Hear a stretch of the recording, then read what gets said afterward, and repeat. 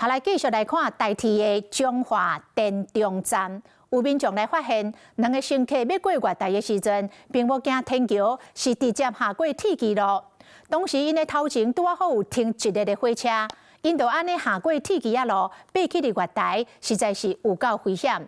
加在火車的司機有發現，及時來通報，避免一場可能發生的意外。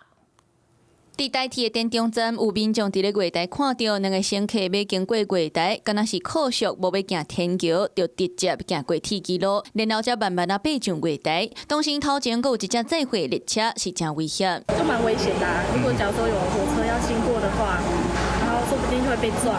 他覺得麻煩，你還要再走上去再換月台這樣，但是這樣真的是蠻危險的。看兩個人的行動判斷，應該是有會啊。那因在咧行過鐵軌路的過程嘛，完全無站務人員阻擋。影片嘛，在咧網道頂引發討論。最主要是司機有發現，因為我們那邊有一個司機剛好停在一個貨車司機，他有看到，他有跟我們知會，人家來跟我們通報的時候，他就過去，我們就去跟旅客宣導，你這樣是不行的，就這樣子而已啊。他那個年紀剛好比較大，動作比較慢。根據了解，兩個人行過鐵軌路的時間是下晡4:24到左右。這個時間會經過電中站的車次大概有3班，表示因有予列車弄到的風險。